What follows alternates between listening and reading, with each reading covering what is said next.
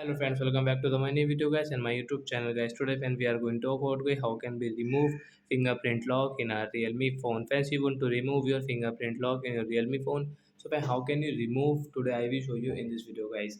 So before starting video friends, first of all go and subscribe the channel guys. Click the bell icon, like the video. So friends, now let's see how can we remove fingerprint lock. Open your phone setting guys. After on phone setting guys, scroll it.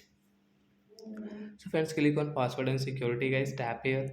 Friends, click on the fingerprint lock setting guys. Then guys, enter your password and guys you have any pattern lock. So guys, draw your pattern. So friends, you can see guys we have this two fingerprint lock. So you want to remove guys one fingerprint and guys you want to keep your one fingerprint. So how can you do it? So which fingerprint guys you want to delete? You can delete from here. So example for I want to delete this fingerprint, my fingerprint guys. Tap here to remove. Then delete means remove option guys. Come back. So once you can see guys this fingerprint will not work in our Realme phone guys. You can see guys this finger guys we can unlock our phone.